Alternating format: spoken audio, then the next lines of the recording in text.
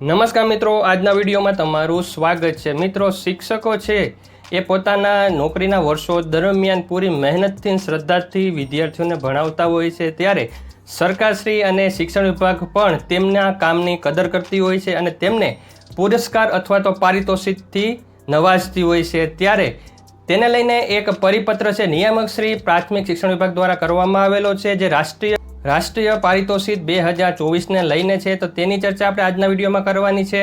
સાથે સાથે ગયા વર્ષે જે શિક્ષકોનો એવોર્ડ મળ્યો હતો ભારત સરકાર દ્વારા તેનું લિસ્ટ પણ જોશું અને જે શિક્ષણ વિભાગ દ્વારા જે ઓફિશિયલ ગાઈડલાઇનની પુસ્તિકા બહાર પાડવામાં આવે છે તે પણ તમે જોઈ શકશો। તો તમામ વાત આપણે આજના વિડીયોમાં કરવાની છે, તો વિડીયો પૂરો જોજો જેથી કરીને તમને પૂરી माहिती મળી જશે। तो ચાલો આજનો વિડીયો शुरू करिए।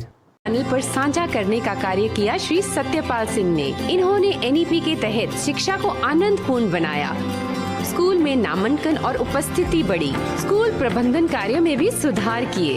इन्हें बतौर शिक्षक राष्ट्रीय पुरस्कार 2023 से सम्मानित किया जाता है।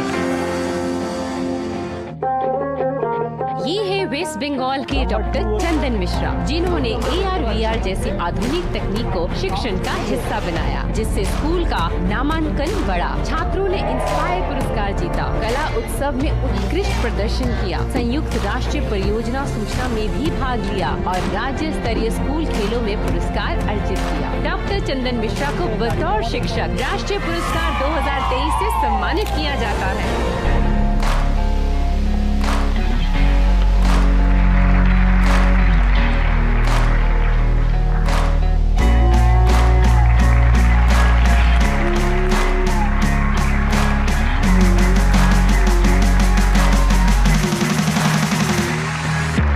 મિત્રો, જ્યારે આવા પારિતોષિક જે મળે છે ત્યારે શિક્ષકોને એક મોટિવેશન મળી રહે છે।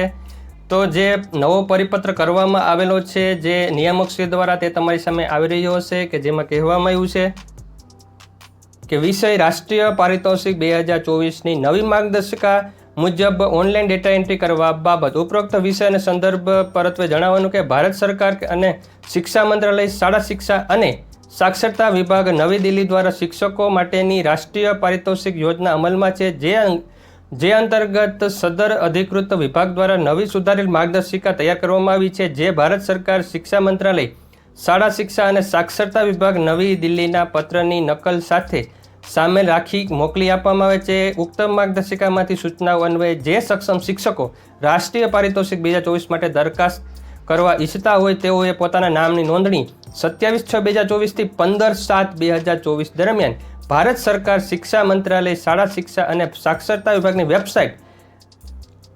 nationalawards2teachers.education.government.in ઉપર કરી લેવાની રહેશે। તો તેવી વાત કરવામાં આવી છે। તેવો પરિપત્ર છે ડૉક્ટર MI જોશી, નિયામક શ્રી પ્રાથમિક શિક્ષણ નિયામકની કચેરી, ગાંધીનગર। મિત્રો, ત્યારબાદ જે લિસ્ટ મેં તમને વાત કરી હતી કે જે લિસ્ટ છે તે બહાર પડ્યું હતું 2023ના બેસ્ટ શિક્ષક કે જેમને નેશનલ એવોર્ડ ફોર ટીચર્સ 2023 માટે પસંદ કર્યા હતા, તે લિસ્ટ તમારી સામે આવી રહ્યું હશે। તે લિસ્ટમાં તમે તમામ માહિતી છે તે જોઈ શકો છો, તેમના નામ, સ્કૂલ એડ્રેસ અને તેમનું સ્ટેટ પણ જોઈ શકો છો।